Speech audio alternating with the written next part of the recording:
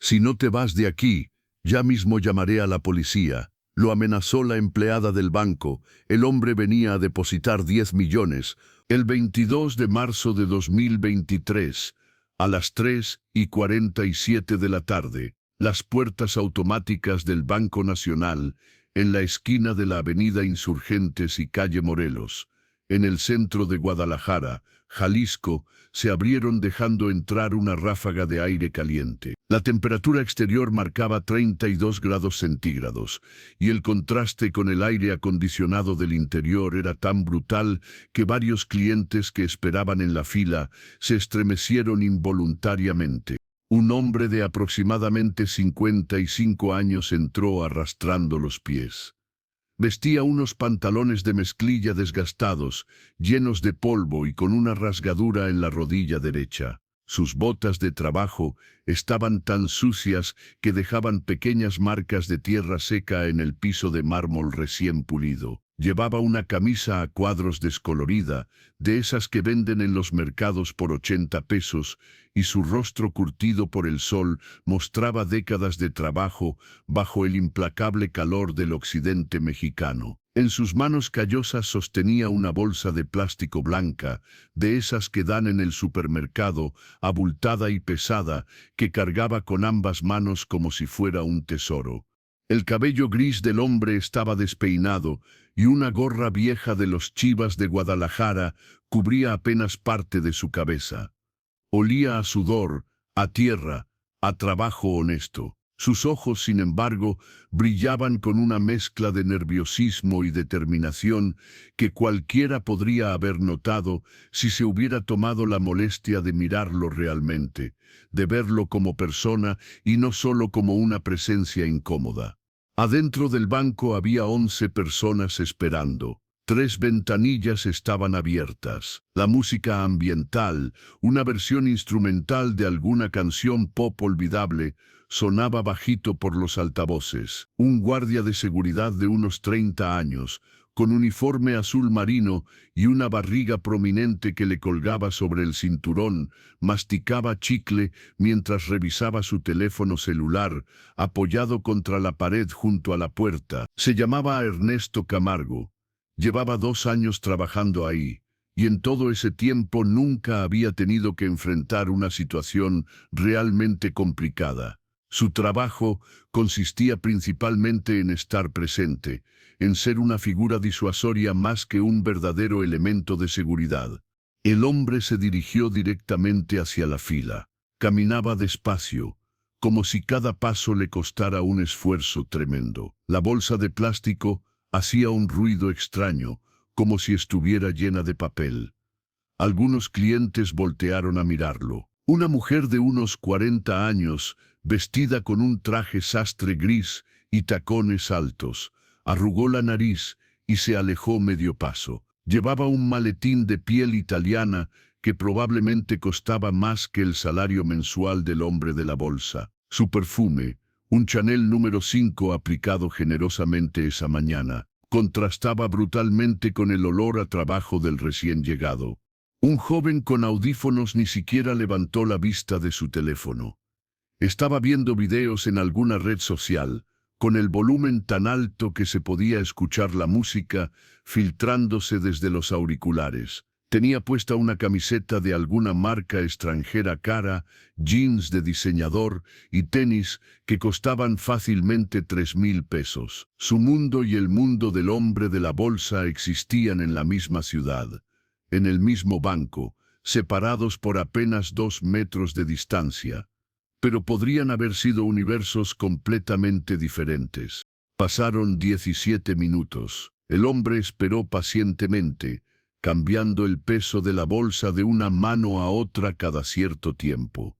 Sus brazos temblaban ligeramente por el esfuerzo de sostener ese peso durante tanto tiempo. Se podía ver cómo apretaba la mandíbula cada vez que necesitaba ajustar su agarre, pero no se quejaba, no protestaba, no mostraba impaciencia, solo esperaba, con esa paciencia infinita que desarrollan las personas acostumbradas a esperar, acostumbradas a que nada les llegue fácil. Finalmente, Cuando solo quedaban 2 personas delante de él, una de las empleadas del banco lo miró por primera vez con atención. Se llamaba Patricia Méndez Soto. Tenía 28 años, había nacido y crecido en una colonia de clase media alta en Zapopan. Había estudiado administración de empresas en una universidad privada donde sus padres pagaban 15,000 pesos mensuales de colegiatura y llevaba 3 años trabajando en ese banco. Ese día estaba de un humor particularmente malo. Su turno había comenzado a las 9 de la mañana y desde entonces no había tenido un solo momento de respiro. A las 10:30 había tenido que lidiar con un cliente grosero que le gritó porque no podía retirar dinero de una cuenta embargada. El hombre le había dicho que era su dinero, que él trabajaba para ganarlo, que quién era ella para negarle el acceso. Había golpeado el mostrador con el puño, había alzado la voz, y Patricia había tenido que llamar al supervisor. Todo un escándalo que había dejado a Patricia con el corazón acelerado y las manos temblando. A la 1 de la tarde, su jefe, el subdirector regional Gonzalo Herrera, le había llamado la atención por llegar 5 minutos tarde del almuerzo. 5 minutos. Patricia había intentado explicar que la fila en la taquería, donde compró su comida, estaba larguísima, que no había sido su culpa, pero el señor Herrera no quiso escuchar excusas. Le recordó que en el banco había reglas, que los horarios debían respetarse, que si no podía llegar a tiempo, quizás debería buscar otro lugar donde comer más cerca, o simplemente traer comida de casa. Y además, esa mañana, a las 7:15, mientras se maquillaba frente al espejo de su baño, había recibido un mensaje de texto de su novio Rodrigo. Un mensaje que decía: necesito que hablemos. Esas 4 palabras que nunca significan nada bueno. Patricia le había respondido: ¿qué pasa? Pero Rodrigo no contestó. Mandó otro mensaje a las 8. Nada. Otro a las 9. Silencio. Y desde entonces había estado con esa ansiedad creciente en el pecho, imaginando las peores posibilidades, preguntándose si Rodrigo quería terminar con ella, si había conocido a alguien más, si estaba cansado de la relación. Llevaba el cabello recogido en una cola de caballo tan apretada que le provocaba dolor de cabeza. Se había hecho esa cola a las 7 de la mañana, cuando todavía tenía esperanzas de que sería un buen día, y ahora, más de 8 horas después, sentía cada tirón en su cuero cabelludo como un recordatorio constante de su incomodidad. Su maquillaje, aplicado meticulosamente a las 7 de la mañana frente a un espejo con iluminación perfecta, comenzaba a correrse por el calor. Podía sentir cómo el rímel se deslizaba ligeramente, cómo el polvo se acumulaba en los poros de su nariz, cómo el labial había desaparecido hacía horas después de beber 3 tazas de café. Patricia atendía en la ventanilla número 2. Era su puesto habitual. Conocía cada tecla de la computadora sin necesidad de mirar. Sabía exactamente dónde estaba cada formulario, cada sello, cada documento que pudiera necesitar. Había procesado miles de transacciones desde ese mismo asiento. Depósitos, retiros, transferencias, pagos de servicios, apertura de cuentas. Todo se había vuelto mecánico, automático, una rutina interminable que se repetía día tras día. Cuando el hombre que le precedía terminó su transacción, un ejecutivo de alguna empresa que venía a retirar 50,000 pesos para la nómina de sus empleados, ella miró directamente al hombre de la bolsa de plástico y su expresión cambió inmediatamente. Frunció el ceño, apretó los labios hasta formar una línea delgada. Sus ojos, que momentos antes habían estado profesionalmente neutrales mientras atendía al ejecutivo, se endurecieron. Luego miró a su compañera de la ventanilla número 3, una mujer llamada Rebeca, y ambas intercambiaron una mirada que decía todo sin necesidad de palabras. Una mirada que decía: ¡ay no!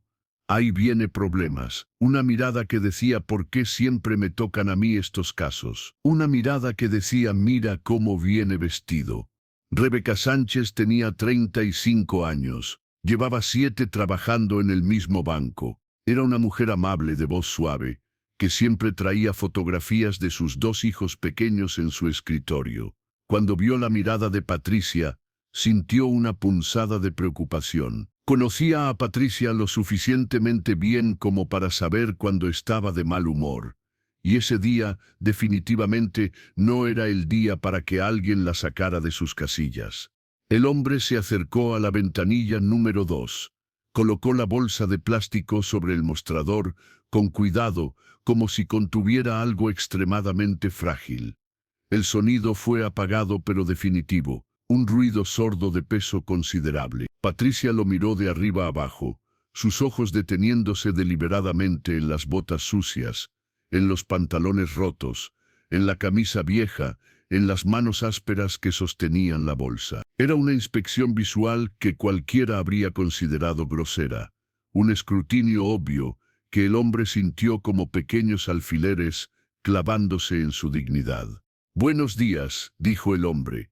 Su voz era rasposa, probablemente por años de fumar o por el polvo del trabajo en el campo.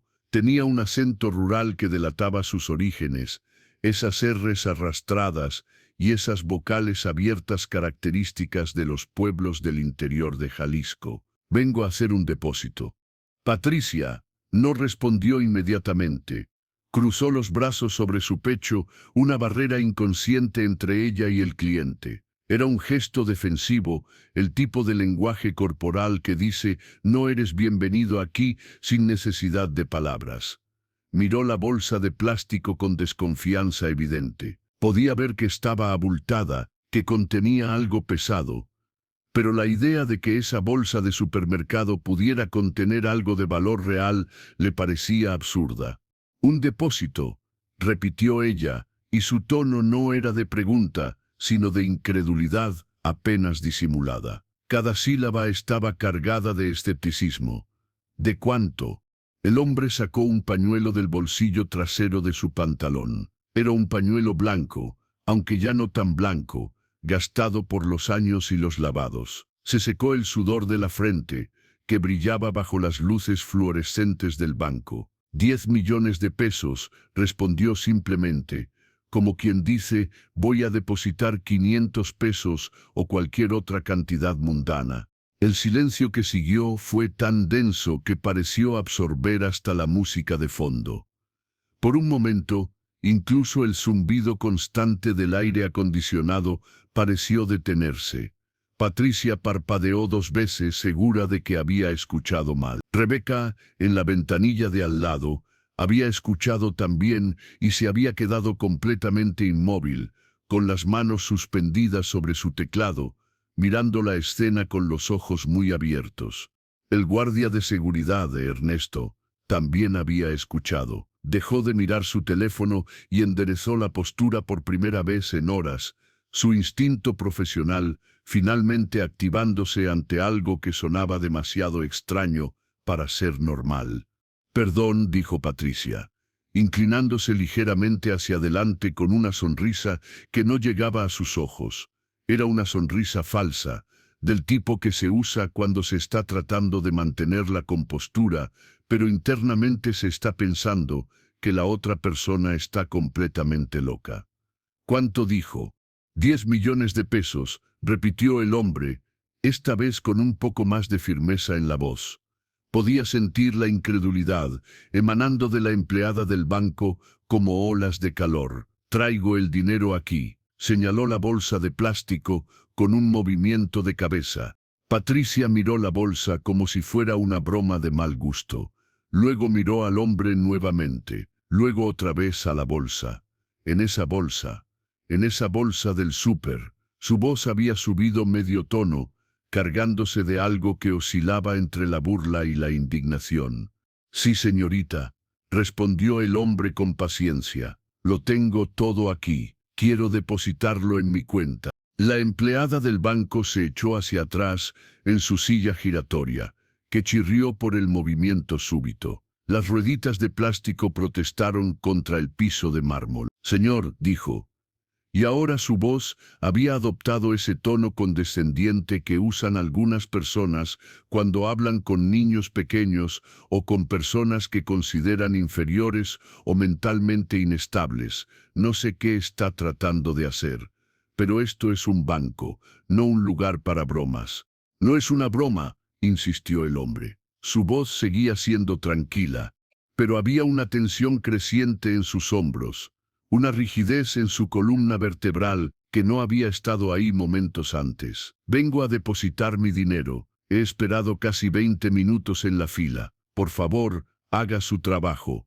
Patricia sintió que la sangre le subía a la cara. Sintió calor en las mejillas, una oleada de indignación que le recorrió el cuerpo. Mi trabajo, repitió, y ahora había un filo en su voz. Mi trabajo no es entretener a personas que vienen a perder mi tiempo. Señor, le voy a pedir que se retire. No tengo tiempo para esto. El hombre no se movió. Sus pies permanecieron plantados firmemente en el suelo. Miró a Patricia directamente a los ojos, sosteniéndole la mirada con una intensidad tranquila pero inquebrantable. No me voy a retirar. Este es mi dinero. Dinero legal, ganado con mi trabajo, y tengo derecho a depositarlo. Varios clientes en la fila habían comenzado a prestar atención. El murmullo de conversaciones privadas se había detenido.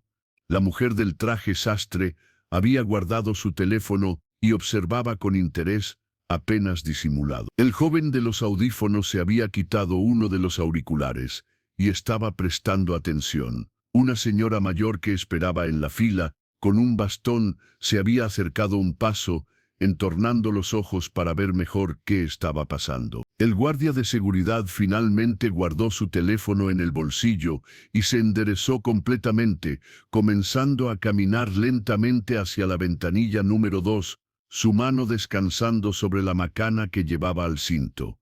Patricia sintió todos esos ojos sobre ella, y eso solo aumentó su irritación.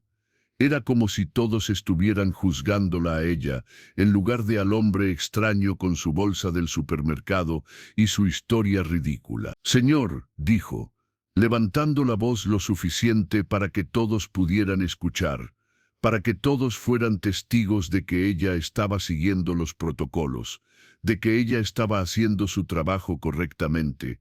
Este banco tiene protocolos de seguridad. No puede llegar aquí con una bolsa de súper llena de quién sabe qué y pretender que voy a aceptarla así como así. Es ridículo, es sospechoso, es completamente inaceptable.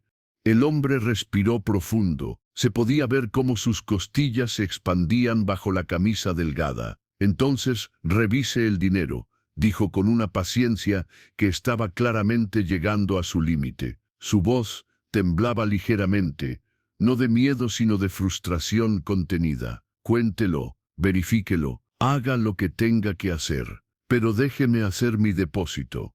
Es lo único que pido. No voy a contar nada, respondió Patricia tajantemente. Cada palabra era como un portazo. No voy a tocar esa bolsa. No sé de dónde salió ese dinero, si es que realmente hay dinero ahí dentro. Podría ser cualquier cosa. Podría ser papel periódico. Podría ser dinero falso. Podría ser dinero de procedencia ilegal. Rebeca, desde su ventanilla, intervino por primera vez. Había estado observando todo con creciente incomodidad. Patricia, llamó suavemente, intentando usar un tono conciliador. Tal vez deberías al menos verificar. Si el señor dice que trae dinero, podríamos simplemente revisar y...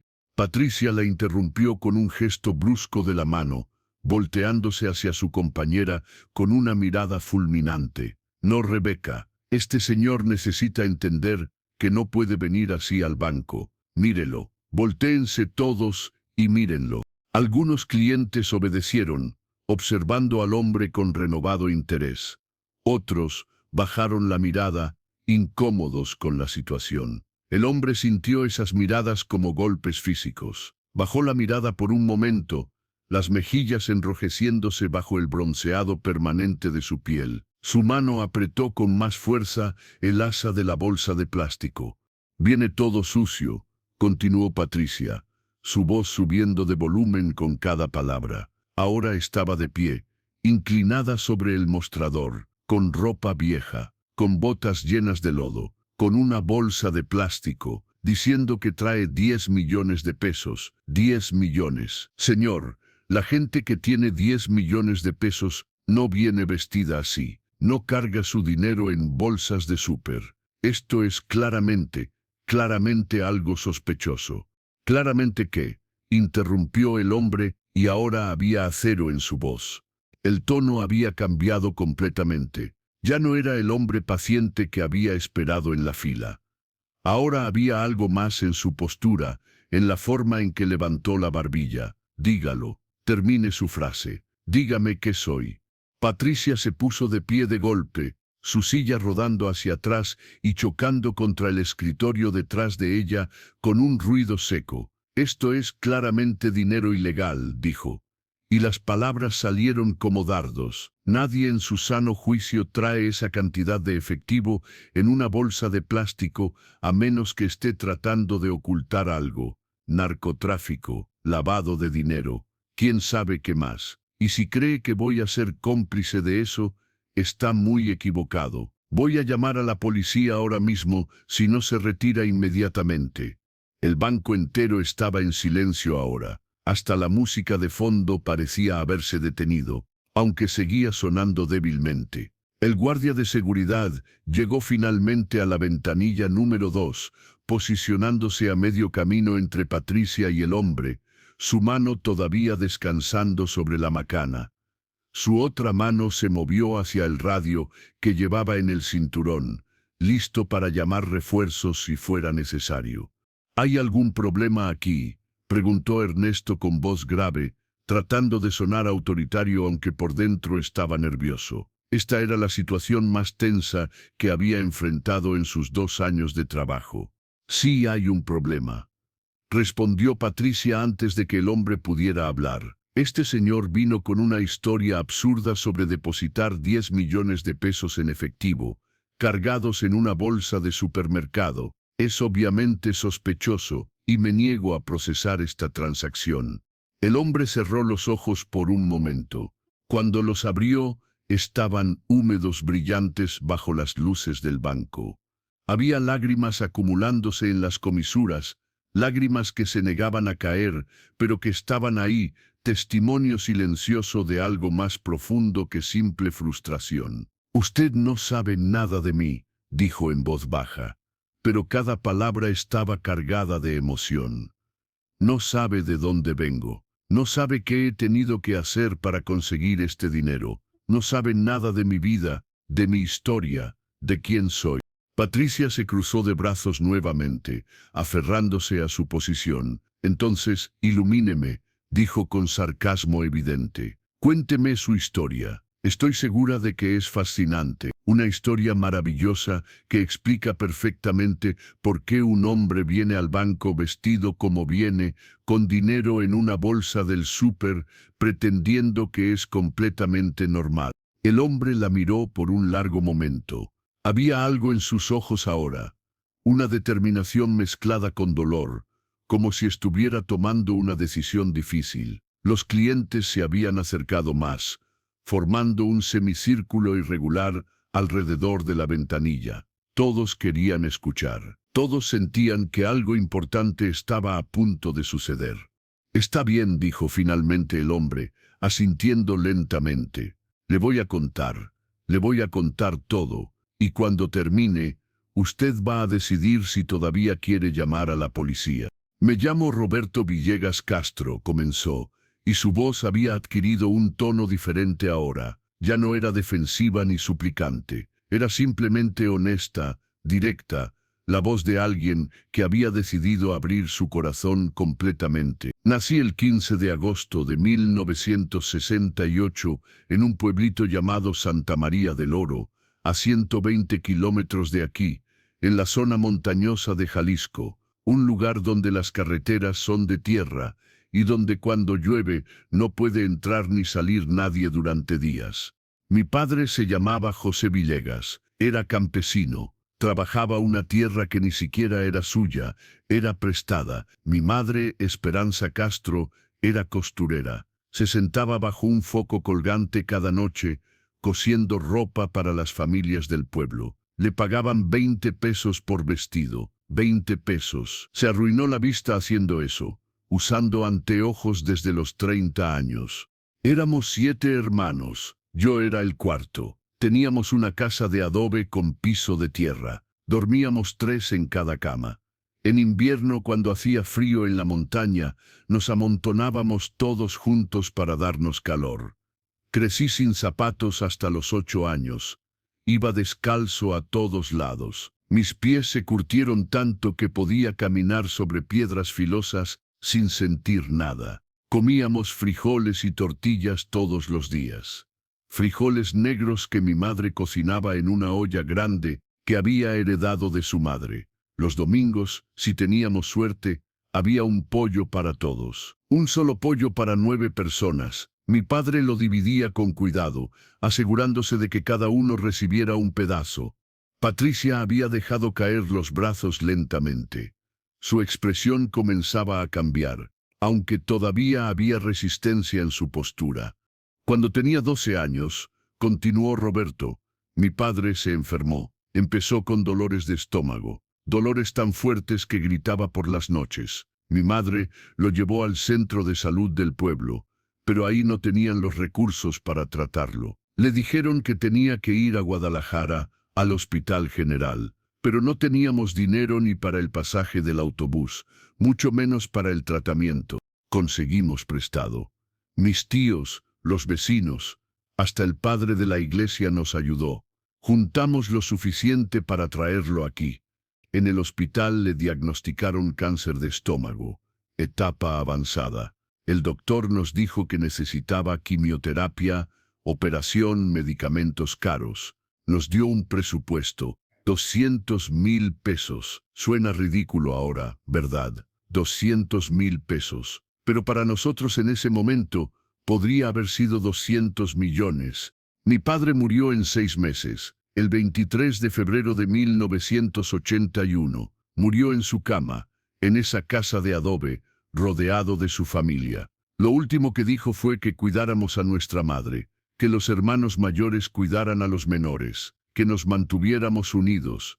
Yo tuve que dejar la escuela. Estaba en 6º año de primaria. Me faltaba un año para terminar, pero no había opción. Alguien tenía que trabajar. Mis hermanos mayores, José y Manuel, ya trabajaban en lo que podían, pero no era suficiente. Así que yo también empecé. A los 12 años, ayudaba en los campos de caña de azúcar durante la temporada de cosecha, 12 horas al día bajo el sol de Jalisco. Un sol que sentía como si te estuviera cocinando vivo. Me pagaban 50 pesos diarios. 50 pesos por 12 horas de trabajo que te dejaba el cuerpo destrozado. Con eso ayudaba a mantener a mi familia. El banco estaba completamente silencioso. Incluso la música de fondo parecía haber desaparecido. Todos los ojos estaban fijos en Roberto. La mujer del traje sastre tenía la mano sobre el pecho. El joven de los audífonos los había quitado completamente y los sostenía en su mano, olvidados. La señora mayor con el bastón había sacado un pañuelo y se secaba los ojos. A los 17, continuó Roberto, me vine a Guadalajara. Tomé un autobús una madrugada de junio, con una mochila vieja que había sido de mi hermano mayor y que contenía 2 mudas de ropa y nada más. Le prometí a mi madre que iba a mandarle dinero, que iba a ayudar a mis hermanos menores, que no iba a olvidarme de ellos. Conseguí trabajo en una fábrica de ladrillos en Tlaquepaque. La fábrica se llamaba Ladrillos Rojos Hermanos García. Seguía ahí hasta hace 5 años, en la misma ubicación. El calor era insoportable. Los hornos alcanzaban temperaturas de 1200 grados. Trabajábamos turnos de 10 horas. Había días que sentía que me iba a desmayar. Días que veía manchas negras frente a mis ojos. Días que mis compañeros tenían que sostenerme porque mis piernas no respondían. Pero aguanté. Aguanté porque tenía que mandar dinero a mi madre, Aguanté porque mis hermanos menores, Rosa, Pedro y Carolina, necesitaban comer, necesitaban uniformes para la escuela, necesitaban útiles. Cada quincena, sin falta, iba a la central de autobuses y mandaba un giro a Santa María del Oro. 300 pesos.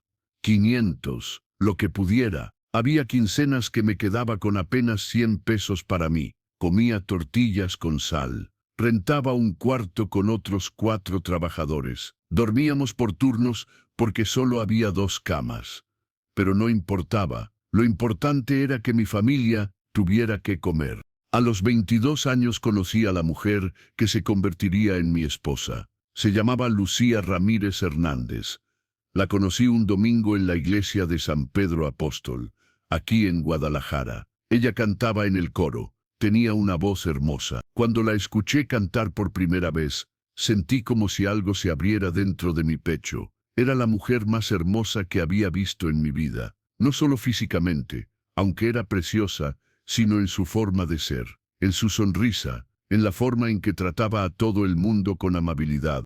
Le hablé después de la misa. Estaba nervioso. Nunca había hablado con una mujer así, pero ella fue amable conmigo. Me preguntó mi nombre, de dónde era, a qué me dedicaba, y cuando le dije que trabajaba en una fábrica de ladrillos, no me miró diferente, no me juzgó, solo sonrió y me dijo que el trabajo honesto era digno de respeto. Roberto hizo una pausa. Se limpió los ojos con el dorso de la mano. Nos casamos el 14 de febrero de 1990, día de San Valentín. Lo planeé así a propósito. Quería que fuera un día especial. Nos casamos con lo poco que teníamos. Yo llevaba un traje prestado de mi compadre Jesús. Era azul marino y me quedaba un poco grande, pero era lo mejor que teníamos. Lucía llevaba un vestido que le hizo mi suegra. Blanco, sencillo, pero ella se veía como una reina. La ceremonia fue en la misma iglesia donde nos conocimos. Hicimos una fiesta pequeña, en el patio de la casa de mis suegros. Tacos de carnitas que cocinó mi suegra con ayuda de las vecinas. Agua de horchata, una torta pequeña que hizo la tía de Lucía. Nuestra luna de miel fue un día en Chapala. Un solo día. Tomamos el autobús temprano. Pasamos el día caminando por el malecón. Comimos pescado frito en un restaurante frente al lago y regresamos en la noche. Al día siguiente yo estaba de vuelta en la fábrica. Lucía empezó a trabajar limpiando casas en el fraccionamiento Victoria, en las casas grandes de la gente rica. Tuvimos nuestro primer hijo 11 meses después. Miguel nació el 12 de enero de 1991. Pesó 3 kilos 200 gramos. Era perfecto, pequeño, pero perfecto. Cuando lo sostuve por primera vez en el hospital, juré que él iba a tener una vida mejor que la mía, que nunca iba a tener que dejar la escuela, que nunca iba a tener que trabajar a los 12 años, que iba a tener oportunidades que yo nunca tuve. 2 años después, nació Daniel, y 3 años después de Daniel, nuestra princesa Sofía. 3 hijos, 3 bocas que alimentar, 3 futuros por construir. Trabajé como animal para darles lo que yo nunca tuve, que no les faltara comida, que pudieran ir a la escuela, que tuvieran zapatos nuevos cada año, no zapatos usados, que tuvieran cuadernos y lápices y todo lo que necesitaran para estudiar. Pero la fábrica no pagaba suficiente. Con Lucía trabajando también, apenas nos alcanzaba para lo básico. Así que conseguí un segundo trabajo. De noche, limpiaba oficinas en el centro de Guadalajara, un edificio de 6 pisos de abogados y contadores. Entraba a las 10 de la noche y terminaba a las 3 de la mañana. Limpiaba baños, trapeaba pisos, sacaba basura, pulía muebles. Terminaba a las 3 de la mañana. Tomaba el autobús de regreso a casa. Llegaba a las 4. Me acostaba a dormir. A las 7 sonaba el despertador. Me levantaba, me bañaba rápido con agua fría para despertarme. Desayunaba lo que Lucía me dejaba preparado. Y a las 8 ya estaba en la fábrica. Trabajaba ahí hasta las 6 de la tarde. Llegaba a casa, cenaba rápido con mi familia, jugaba media hora con mis hijos, les revisaba la tarea, y a las 9:30 salía otra vez hacia el centro. Hice eso durante 15 años. 15 años sin un solo día de descanso completo. Los domingos sí dormía un poco más, hasta las 9 de la mañana, pero luego tenía cosas que hacer en la casa, reparaciones, limpieza, lo que fuera necesario. Un cliente al fondo murmuró algo sobre que eso no era vida. Otro negó con la cabeza, asombrado. Rebeca, en su ventanilla, tenía lágrimas rodando libremente por sus mejillas. Patricia estaba completamente inmóvil, con los brazos caídos a los costados. Mis hijos crecieron, continuó Roberto, y su voz se llenó de orgullo. Miguel siempre fue inteligente, sacaba puros 10 en la escuela. Cuando terminó la secundaria, quería seguir estudiando, quería ir a la preparatoria, pero la preparatoria costaba dinero. Uniformes, libros, transporte. Hablé con Lucía. Nos sentamos una noche en la mesa de nuestra cocina, después de que los niños se durmieron, e hicimos números. Vimos cuánto ganábamos, cuánto gastábamos, cuánto podíamos ahorrar. Y decidimos que íbamos a hacer lo que fuera necesario para que Miguel estudiara. Lucía consiguió trabajo limpiando 2 casas más. Yo comencé a hacer horas extras en la fábrica los sábados. No había descanso, pero no importaba. Miguel iba a estudiar. Daniel también resultó ser muy inteligente. Y Sofía, mi niña, desde chiquita decía que quería ser doctora. Quería ayudar a la gente enferma. Quería que nadie más muriera como su abuelo, sin poder pagar el tratamiento. Los 3 fueron a la preparatoria. Los 3 se graduaron con honores. Y cuando llegó el momento de la universidad, otra vez nos sentamos Lucía y yo a hacer números. La universidad privada era imposible. Costaba más de lo que ganábamos en un año. Pero la universidad pública era posible. Difícil, pero posible. Miguel entró a estudiar ingeniería civil en la Universidad de Guadalajara. Daniel estudió contaduría. Y Sofía, mi Sofía, entró a medicina. 6 años de medicina, 6 años de libros caros, de material médico, de prácticas, de todo lo que necesitaba. Pero lo hicimos. Lucía y yo lo hicimos. Trabajamos, ahorramos, sacrificamos. Hubo meses que comíamos solo arroz y frijoles para poder comprarle a Sofía los libros que necesitaba. Pero valió la pena. Todo valió la pena. Roberto se detuvo y respiró profundo. Miguel se graduó en 2014, Daniel en 2015 y Sofía en 2019. Los tres con título universitario. Yo nunca terminé ni la primaria, pero mis 3 hijos tienen título universitario. Usted no sabe lo que se siente estar sentado en esas ceremonias de graduación, ver a tu hijo caminar por ese pasillo, recibir ese diploma, sabiendo todo lo que costó, sabiendo todas las noches sin dormir, todas las comidas saltadas, todos los sacrificios. Es la sensación más hermosa del mundo. Lucía y yo lloramos en las 3 graduaciones. Lloramos de felicidad, de orgullo, de alivio. Lo habíamos logrado. Contra todas las probabilidades, lo habíamos logrado. La voz de Roberto se quebró ligeramente. Hace 5 años, en 2018, mi Lucía comenzó a sentirse mal. Estaba cansada todo el tiempo. Tenía sed constante. Empezó a perder peso. La llevé al doctor. Le hicieron estudios. Diabetes tipo 2, avanzada. El doctor nos dijo que necesitaba tratamiento inmediato. Insulina, medicamentos, dieta especial, chequeos constantes. Los 3 muchachos ayudaban. Miguel ya trabajaba como ingeniero, Daniel como contador. Sofía había terminado su carrera y estaba haciendo su servicio social. Entre todos pagábamos los medicamentos de su mamá, pero el tratamiento era caro, muy caro, y yo no quería que mis hijos gastaran sus ahorros en eso. Ellos tienen sus propias familias ahora. Miguel se casó en 2016, ya tiene 2 hijos. Daniel se casó en 2018. Su esposa está embarazada. Necesitan ese dinero para sus propias vidas. Así que vendí todo lo que tenía. Vendí mi camioneta, una Nissan vieja del 98 que me había costado años juntar para comprar. La vendí en 40,000 pesos. Vendí las herramientas de mi padre que había guardado durante décadas. Herramientas que eran prácticamente antigüedades. Vendí hasta mi bicicleta, esa con la que iba al trabajo en la fábrica.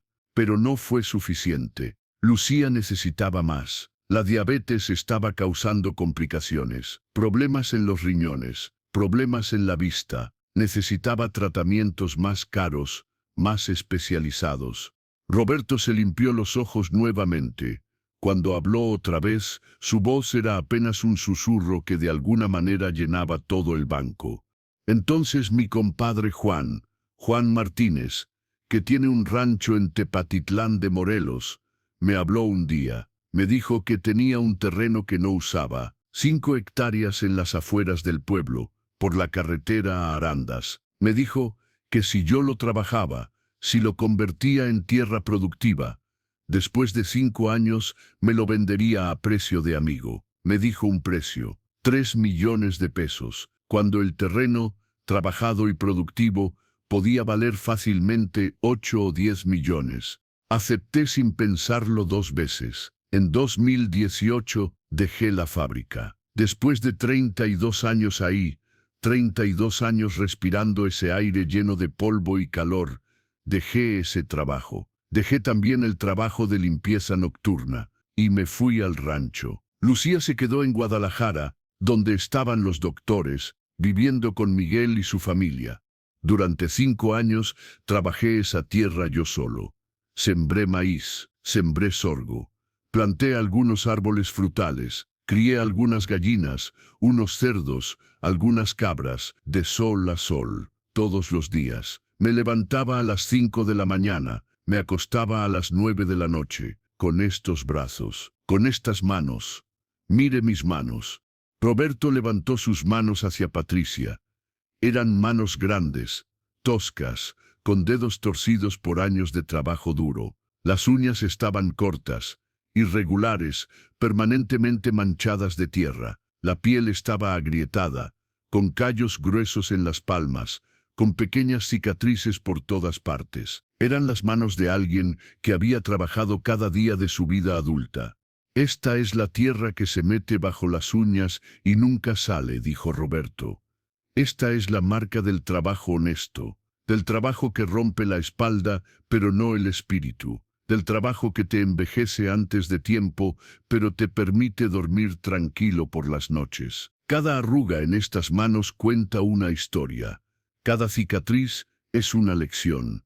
Cada callo es una medalla de honor. Durante esos 5 años, venía a Guadalajara cada 2 semanas a ver a Lucía. Tomaba el autobús el sábado por la mañana. Pasaba el fin de semana con ella. El domingo por la noche regresaba al rancho. Veía cómo la enfermedad la iba consumiendo poco a poco, cómo perdía peso, cómo su piel se ponía más pálida, cómo sus ojos perdían ese brillo que siempre habían tenido. Mi Lucía murió hace 2 años, continuó, y ahora su voz se quebró completamente. El 18 de abril de 2021, a las 5:15 de la mañana, yo estaba sosteniendo su mano. Miguel estaba de un lado de la cama. Daniel del otro. Sofía estaba a los pies, sosteniéndole los pies a su mamá. Estábamos todos ahí, toda la familia que ella había construido, toda la familia por la que había trabajado y sacrificado tanto. Lo último que Lucía me dijo, con una voz tan débil que tuve que acercar mi oído a su boca para escucharla, fue que estaba orgullosa de mí, que había sido un buen esposo, un buen padre, que nuestros hijos eran nuestra mayor obra, que habíamos hecho un buen trabajo. Y luego cerró los ojos y se fue. Así de simple, así de pacífico, se fue mientras toda su familia la rodeaba. El silencio en el banco era tan profundo que se podía escuchar la respiración de cada persona. Patricia tenía ambas manos sobre su pecho ahora. Lágrimas corrían libremente por sus mejillas. arrastrando el rímel en líneas oscuras. Rebeca sollozaba abiertamente. La mujer del traje sastre se había quitado los lentes de sol que llevaba y se secaba los ojos con un pañuelo. El joven que antes estaba pegado a su teléfono tenía los ojos rojos. La señora mayor con el bastón lloraba sin tratar de esconderlo. Incluso Ernesto, el guardia de seguridad, se había quitado la gorra y la sostenía contra su pecho, con los ojos brillantes. Después de que ella se fue, continuó Roberto con voz temblorosa, seguí trabajando la tierra. Era lo único que sabía hacer, lo único que me mantenía cuerdo. Cuando estás trabajando la tierra, cuando estás sudando bajo el sol, cuando tus músculos duelen y tu espalda grita, no tienes tiempo de pensar, no tienes tiempo de recordar, no tienes tiempo de extrañar, solo trabajas. Y el trabajo me salvó de volverme loco de tristeza. Y el mes pasado, el 25 de febrero de este año, mi compadre Juan cumplió su palabra. Tal como había prometido 5 años antes, me llamó y me dijo que era hora de hacer la transacción. Me vendió el terreno en 3 millones de pesos, el terreno que ahora, trabajado y productivo, vale fácilmente 8 millones. Me lo vendió en 3 millones porque es un hombre de palabra, porque me quiere como a un hermano, porque sabe todo lo que he pasado. Firmamos los papeles ante notario el 1 de marzo. El terreno era oficialmente mío. 5 hectáreas de tierra trabajada, productiva, mía. La primera propiedad que he tenido en mi nombre en toda mi vida. A mis 54 años, por primera vez en mi vida, soy dueño de algo de valor. Pero entonces sucedió algo que no esperaba. Ayer, 21 de marzo, hace apenas 24 horas, un desarrollador de Guadalajara vino al rancho. Se llama Ingeniero Armando Castillo. Trabaja para una compañía que se llama Desarrollos Inmobiliarios del Bajío. Están construyendo un fraccionamiento nuevo en esa zona. Casas residenciales. Dicen que Tepatitlán está creciendo, que hay demanda. Necesitan terreno. Me ofreció 13 millones de pesos por mi propiedad. 13 millones. Me mostró un contrato. Me explicó todo. Me dijo que me podía pagar parte en efectivo y parte en transferencia, como yo prefiriera. Me dijo que tenía hasta hoy, 22 de marzo, a las 5 de la tarde, para decidir. Si aceptaba, venía inmediatamente con el dinero. Si no, iban a buscar otro terreno porque necesitan empezar la construcción pronto. Me senté en el portal de mi casa, la casa pequeña donde había vivido esos 5 años. Pensé en Lucía. Pensé en mis hijos, pensé en todo lo que habíamos pasado y supe qué hacer. Esta mañana, a las 8, lo llamé. Le dije que aceptaba. Le pedí que me dejara 3 millones en transferencia bancaria para tenerlos guardados de manera segura. Los otros 10 millones, le dije, los quería en efectivo. Necesitaba ese efectivo hoy. Él accedió. Vino a mi casa a las 11 de la mañana. Trajo el dinero en maletas. Lo contamos juntos en mi mesa. 10 millones de pesos en billetes de 500 y 1000 pesos. Todo perfectamente legal. Todo documentado. Todos los papeles en orden. Cuando terminamos de contar, él se fue con la escritura del terreno. Yo me quedé mirando ese dinero. Nunca había visto tanto dinero junto en mi vida. 10 millones de pesos. Más dinero del que había ganado en toda mi vida de trabajo. No tenía una maleta apropiada. No tenía nada elegante donde ponerlo, solo tenía esto. Roberto señaló la bolsa de plástico. Una bolsa del súper. Así que metí el dinero ahí, lo organicé en paquetes de 100,000 pesos, lo até con ligas y lo puse en esta bolsa. Es lo único que tenía. Tomé un autobús desde Tepatitlán hasta aquí. La línea flecha amarilla. Salió a las 12:30. Llegó aquí a las 3:15. 2 horas y 45 minutos de viaje. Me senté hasta atrás. Abracé esta bolsa todo el camino, con miedo de que alguien me la robara, con miedo de dormirme y que alguien la tomara, con miedo de perderla, sudando todo el camino, no por el calor sino por los nervios. Llegué aquí hace media hora. Caminé desde la central de autobuses hasta este banco. 6 cuadras cargando esta bolsa, 6 cuadras sintiendo que todos me miraban, 6 cuadras con el corazón latiendo tan fuerte que podía escucharlo en mis oídos. Entré a este banco sudando, cansado, pero feliz, porque sabe qué voy a hacer con este dinero. Patricia negó con la cabeza, ahora completamente incapaz de hablar. Lágrimas seguían cayendo por sus mejillas. Voy a dividirlo en 3 partes iguales, dijo Roberto. Una para cada uno de mis hijos. Para Miguel, para Daniel, para Sofía. Cada uno va a recibir 3.333.000 pesos. El dinero que quedó de los 3 millones, que el desarrollador me va a transferir, lo voy a usar para mí, para arreglar la tumba de Lucía, para poner una lápida bonita con su nombre, para plantar flores alrededor, y para vivir modestamente el resto de mis días. Pero estos 10 millones son para mis hijos. Miguel quiere poner su propia empresa de ingeniería. Tiene la experiencia, tiene los contactos, tiene el conocimiento, pero no tiene el capital inicial para empezar. Los bancos no le quieren prestar porque dice que es muy riesgoso. Con este dinero va a poder empezar. Va a poder rentar una oficina, comprar equipo, contratar empleados, cumplir su sueño de ser su propio jefe. Daniel quiere comprarle una casa a mi nuera, Andrea. Llevan 3 años casados. Viven en un departamento pequeño que rentan. Apenas les alcanza para pagar la renta cada mes. Y ahora Andrea está embarazada de mi primer nieto. Va a nacer en julio. Daniel quiere que su hijo crezca en una casa propia, con un patio donde pueda jugar, con espacio suficiente. Con este dinero va a poder dar el enganche de una casa. Va a poder darle a su familia la estabilidad que merece. Y Sofía, mi Sofía, terminó su carrera de medicina hace 4 años. Hizo su servicio social en un pueblo pequeño de Michoacán. Ahora trabaja como médica general en una clínica del IMSS aquí en Guadalajara. Pero tiene un sueño. Tiene la oportunidad de especializarse en pediatría en Estados Unidos.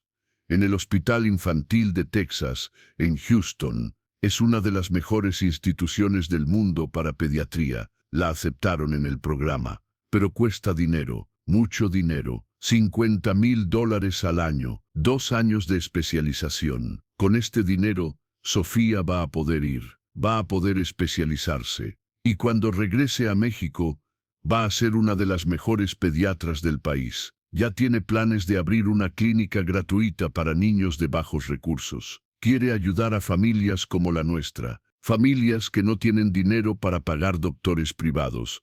Así que sí, señorita, dijo Roberto, ahora mirando directamente a Patricia con una dignidad tranquila pero poderosa. Vengo sucio, vengo con ropa vieja que compré hace 10 años en el tianguis. Vengo con botas llenas de la tierra de mi rancho. Vengo cargando 10 millones de pesos en una bolsa del súper.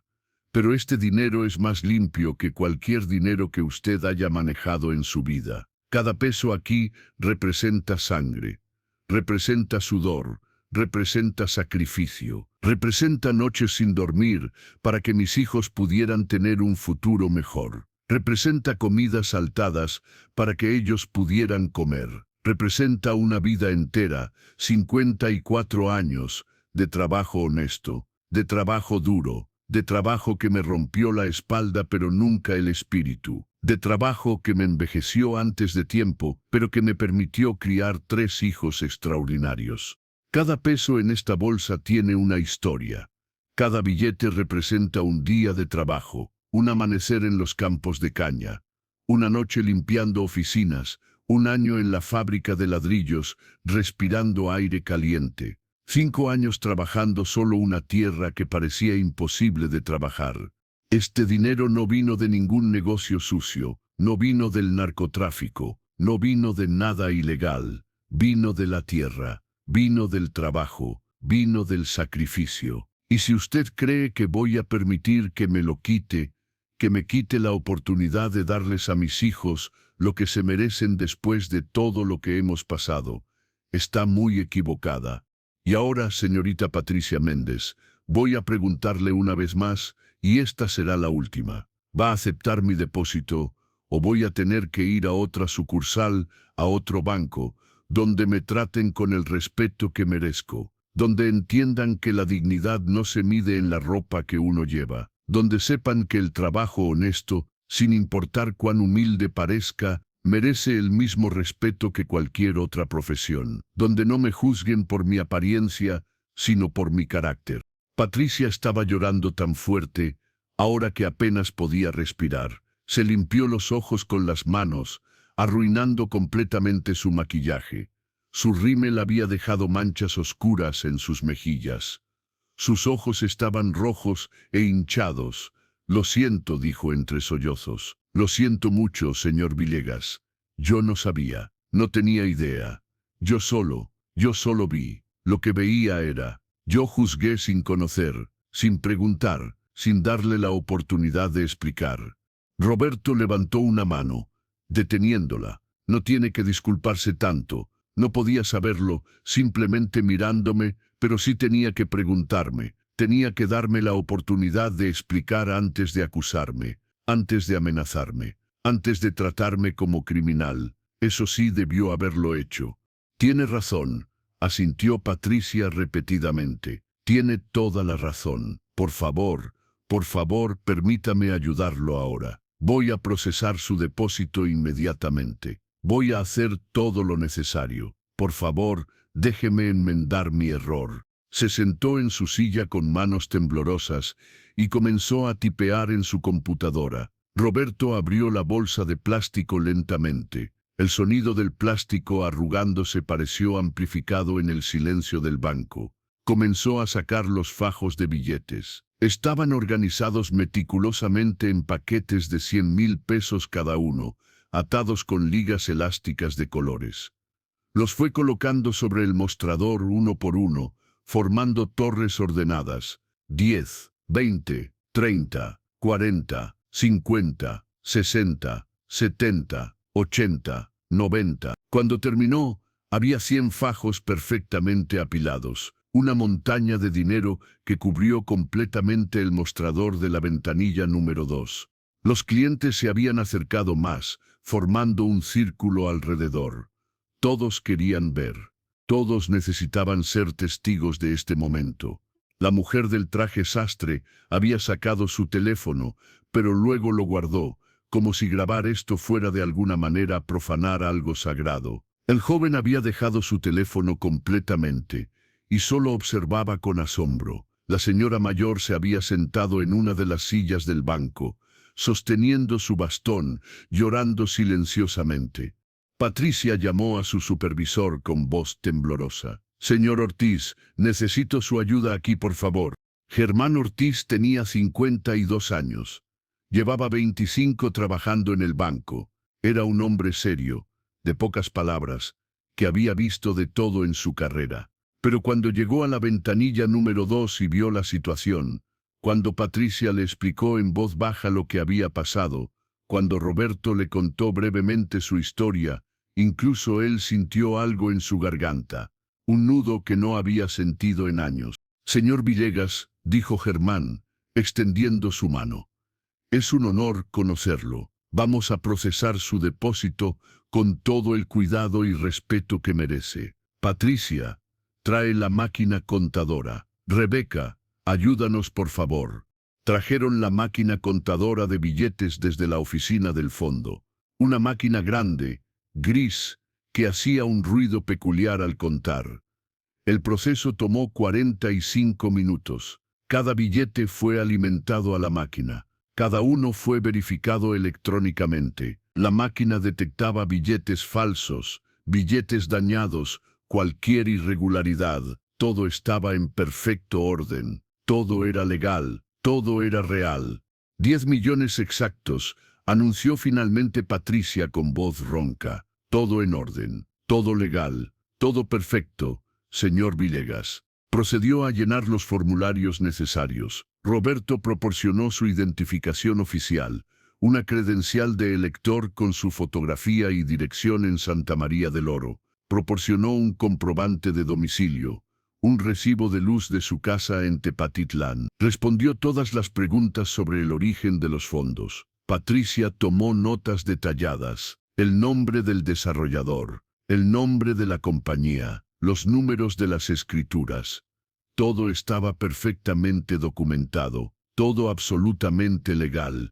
Germán llamó al departamento de cumplimiento del banco. Habló con ellos durante 15 minutos, les explicó la situación, les dio todos los detalles. Ellos verificaron la información, confirmaron que el ingeniero Armando Castillo y Desarrollos Inmobiliarios del Bajío eran legítimos. Confirmaron que las escrituras eran auténticas. Dieron luz verde para procesar la transacción. Cuando finalmente terminaron todos los trámites, cuando todos los papeles estaban firmados y sellados, cuando el dinero había sido contado y verificado 3 veces, Patricia le entregó a Roberto su comprobante de depósito.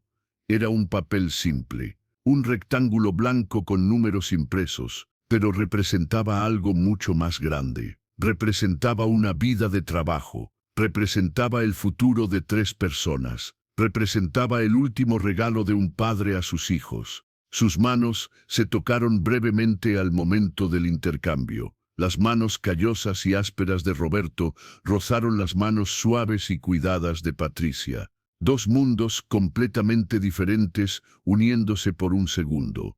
«Señor Villegas», dijo Patricia con voz suave, temblorosa, «no tengo palabras suficientes para expresar cuánto lamento haberlo juzgado, haberlo tratado como lo traté, haberlo acusado sin conocer su historia. Usted es un hombre extraordinario, un hombre que ha sacrificado toda su vida por su familia. Sus hijos son increíblemente afortunados de tenerlo como padre. Y su esposa, donde quiera que esté, debe estar tan orgullosa de usted». Roberto sonrió por primera vez desde que había entrado al banco. Era una sonrisa pequeña, cansada, pero genuina. «Yo soy el afortunado», respondió con voz suave, «por haber tenido hijos que valieron cada sacrificio, por haber conocido el amor de mi Lucía, por haber tenido 42 años con la mujer más maravillosa del mundo, por haber tenido la oportunidad de trabajar honestamente toda mi vida, de ganarme cada peso con mis propias manos, por haber podido ver a mis hijos crecer, estudiar, convertirse en profesionistas. No todos tienen esa fortuna, no todos pueden decir que lograron lo que se propusieron. Yo sí puedo, y eso me hace el hombre más rico del mundo, con o sin estos 10 millones. Patricia rodeó el mostrador. Era algo que nunca había hecho con ningún cliente.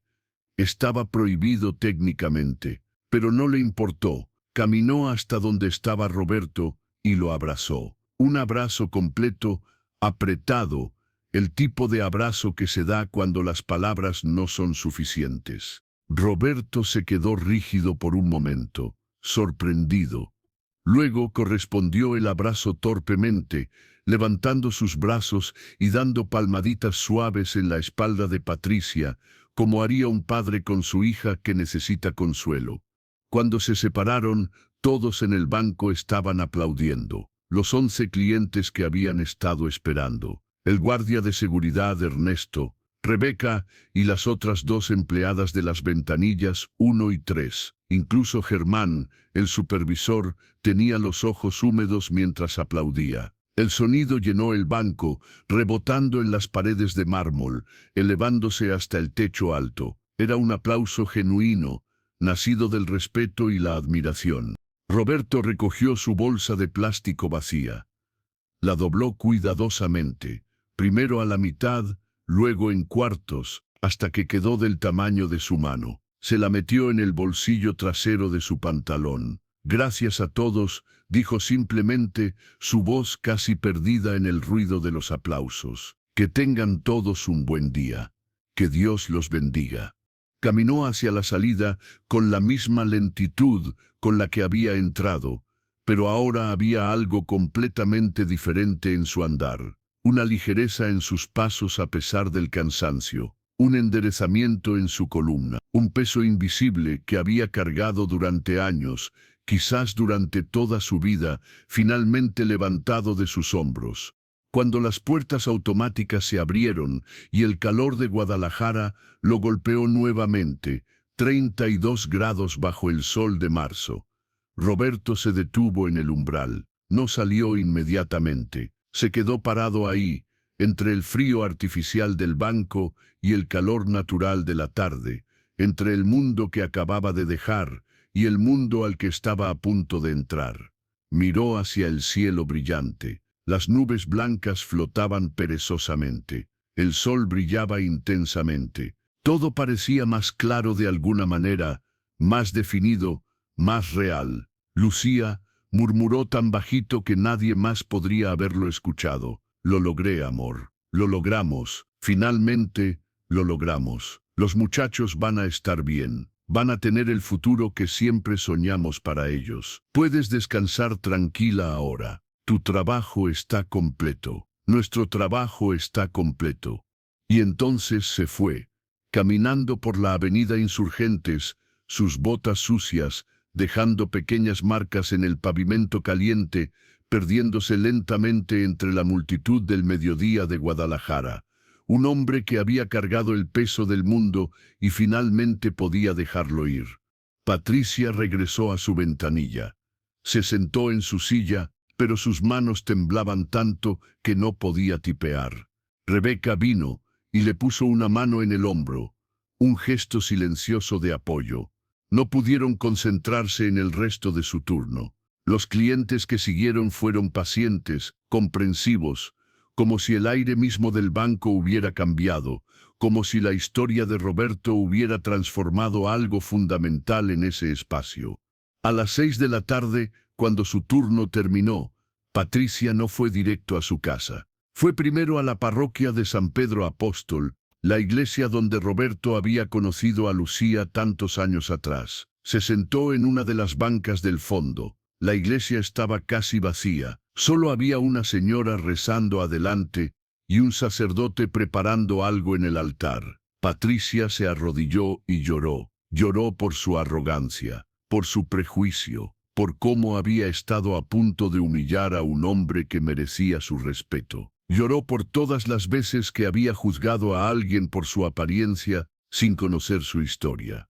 Esa noche, cuando finalmente llegó a su casa, un departamento pequeño en Zapopan que rentaba con 2 amigas, no cenó, no revisó su teléfono, no vio televisión, solo se sentó en su cama y pensó en su vida, en sus prioridades, en lo que realmente importaba. Su novio Rodrigo finalmente le había respondido.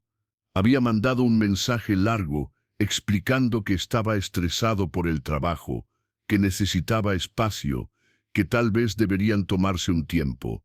Normalmente eso habría devastado a Patricia. Habría llorado, habría llamado a sus amigas, habría pasado horas analizando cada palabra, pero esa noche solo miró el mensaje y pensó qué insignificante es esto comparado con lo que vi hoy. Al día siguiente, 23 de marzo de 2023, Patricia llegó al banco media hora antes de su turno. Fue directamente a la oficina de Germán Ortiz. Tocó la puerta. Entró cuando él le dijo que pasara. Se sentó frente a su escritorio y le dijo: «Señor Ortiz, quiero presentar mi renuncia». Germán la miró por encima de sus lentes. «¿Por lo de ayer?», preguntó. «No», respondió Patricia. «Bueno, sí, pero no por la razón que piensa. No es porque me sienta mal o avergonzada, aunque sí me siento ambas cosas. Es porque ese hombre me enseñó algo importante ayer. Me enseñó que he estado haciendo el trabajo equivocado. He estado en un lugar donde solo proceso transacciones, donde veo a las personas como números de cuenta, donde he perdido de vista lo humano. Y ya no quiero hacer eso. Quiero hacer algo que realmente ayude a la gente, algo que importe». Germán asintió lentamente. «Te entiendo. Yo también he pensado mucho desde ayer. ¿Cuándo quieres que sea tu último día?» «En 2 semanas», respondió Patricia. «Necesito ese tiempo para entrenar a alguien que tome mi lugar. Pero después de eso, voy a buscar algo diferente. No sé qué todavía, pero algo donde pueda hacer una diferencia real en la vida de las personas». Durante esas 2 semanas, Patricia trabajó con una actitud completamente diferente. Saludaba a cada cliente con una sonrisa genuina. Les preguntaba cómo estaba su día. Realmente escuchaba sus respuestas. Cuando un señor mayor entró con preguntas sobre cómo abrir una cuenta para su nieta, Patricia se tomó 40 minutos para explicarle todo detalladamente, sin prisa, con paciencia. Cuando una mujer joven entró nerviosa, diciendo que nunca había tenido una cuenta bancaria, que no sabía cómo funcionaban los bancos, Patricia la guió a través de todo el proceso con amabilidad. Su último día fue el 5 de abril. Sus compañeros le hicieron una pequeña despedida. Pastel, café, algunos regalos. Pero lo que Patricia recordaría para siempre no fue la fiesta, sino los clientes que atendió ese último día. Cada uno de ellos tenía una historia. Cada uno era un ser humano completo con sueños, miedos, esperanzas. Y ahora, ella podía verlo. 3 meses después, Patricia estaba trabajando como coordinadora en un centro comunitario llamado Casa de Esperanza, en las afueras de Guadalajara, en la colonia Santa Cecilia. El centro ayudaba a personas de bajos recursos. Les enseñaban sobre finanzas personales. Les ayudaban a abrir sus primeras cuentas bancarias. Les daban asesoría sobre cómo ahorrar, cómo manejar el dinero, cómo salir de deudas. Patricia ganaba menos de la mitad de lo que ganaba en el banco, pero era infinitamente más feliz. Y cada vez que alguien entraba al centro, cada vez que llegaba una persona con ropa vieja, con las manos sucias del trabajo, con una historia difícil que contar, Patricia recordaba a Roberto Villegas Castro y su bolsa de plástico con 10 millones de pesos. Recordaba que detrás de cada rostro había una historia completa, que la dignidad no se medía en la ropa que uno llevaba o en el carro que uno manejaba, que el trabajo honesto, sin importar cuán humilde pareciera, merecía el mismo respeto que cualquier otra profesión, que nunca se debe juzgar a alguien sin conocer su historia.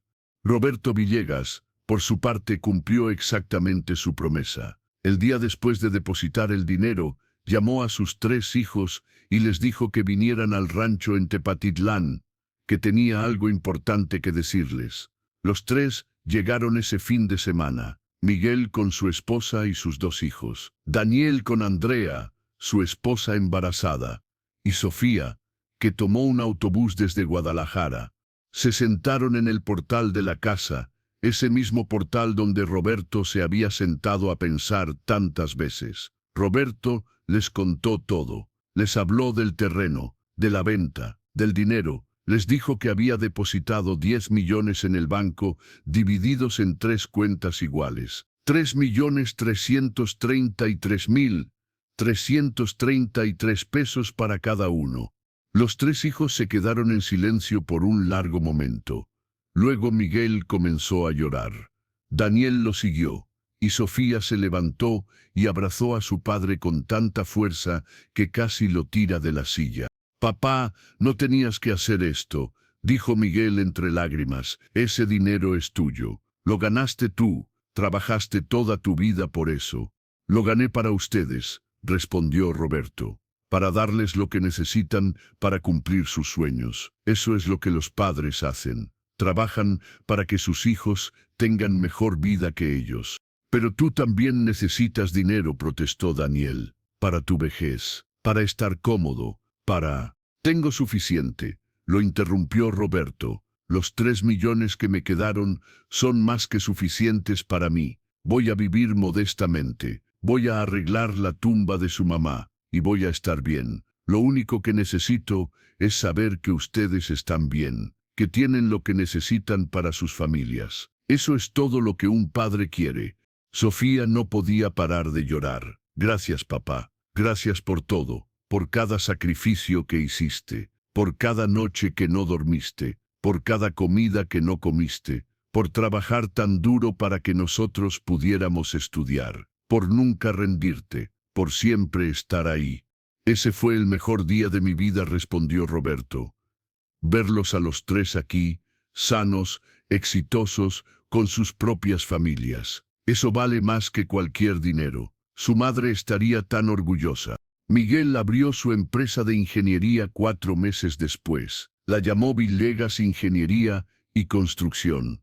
Su primer contrato fue diseñar un puente peatonal para un municipio cerca de Guadalajara. En 2 años, su empresa empleaba a 15 personas y tenía contratos por todo el estado de Jalisco. En cada proyecto que completaba, Miguel llevaba una fotografía de su padre en su portafolio, su recordatorio de por qué trabajaba tan duro. Daniel compró una hermosa casa de 3 recámaras en una colonia tranquila llamada Residencial del Valle, al sur de Guadalajara. Tenía un pequeño jardín, donde plantó un árbol de aguacate, como el que su abuelo había tenido en Santa María del Oro. Su hijo Roberto José nació el 15 de julio de 2023. Cuando Roberto conoció a su nieto por primera vez, lloró durante 10 minutos sin parar, sosteniendo a ese bebé pequeño que llevaba su nombre.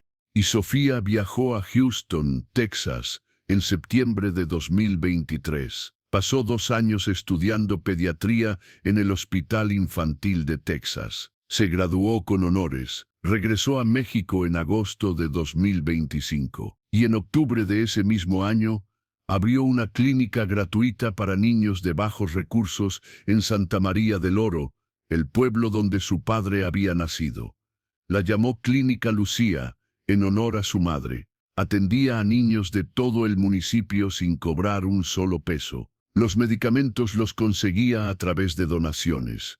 El equipo médico lo compró con parte de su dinero y dedicaba su vida a asegurarse de que ningún niño muriera por falta de recursos médicos, como casi le pasa a su abuelo tantos años atrás. Roberto regresó a Santa María del Oro, a su verdadero hogar. Compró una casa pequeña con parte de su dinero. No era una mansión, era sencilla. 2 recámaras, una cocina, un baño, un portal y un terreno atrás donde hizo un huerto. Plantó tomates, chiles, cilantro, calabazas, nada comercial, solo para él y para regalar a los vecinos. Volvió a su esencia. Usó 500,000 pesos para arreglar la tumba de Lucía en el cementerio del pueblo. Contrató a un maestro cantero para que hiciera una lápida de mármol negro con letras doradas. Decía Lucía Ramírez de Villegas, 1969 a 2021. Esposa amada, madre ejemplar, descansa en paz. Plantó rosas alrededor de la tumba, rosas rojas, las favoritas de Lucía. Cada 18 de abril, en el aniversario de su muerte, Roberto iba al cementerio temprano por la mañana. Llevaba flores frescas que cortaba de su propio jardín. Se sentaba en una pequeña banca que había instalado junto a la tumba y le contaba a Lucía todo lo que había pasado. Le contaba sobre los logros de sus hijos, sobre la empresa de Miguel, sobre la casa de Daniel, sobre la clínica de Sofía, sobre sus nietos, sobre cómo aquel día terrible en el banco, cuando estuvo a punto de ser tratado como criminal, terminó siendo tratado como el héroe que siempre había sido. Le contaba y lloraba y sonreía, todo al mismo tiempo. Y mientras el sol se ponía sobre las montañas de Jalisco, pintando el cielo de naranjas y rosas, Roberto sonreía, porque sabía que cada sacrificio había valido la pena, que cada amanecer trabajando hasta que le dolía cada músculo del cuerpo, que cada noche sin dormir, que cada peso ahorrado cuando él tenía hambre, todo había tenido un propósito. Sus hijos vivían mejor de lo que él había vivido, mucho mejor, y eso, para Roberto Villegas Castro, era todo lo que siempre había querido, todo lo que había trabajado por conseguir, y lo había logrado. Déjanos un comentario diciéndonos desde dónde nos escuchas. Y ese día, el 22 de marzo de 2023, en el Banco Nacional de la Avenida Insurgentes en Guadalajara, cambió para siempre la forma en que una joven empleada veía el mundo, y nos recordó a todos que las lecciones más importantes de la vida llegan cuando menos las esperamos, de las personas más inesperadas, cargando sus sueños y el fruto de toda una vida de trabajo, en una simple bolsa de plástico del supermercado.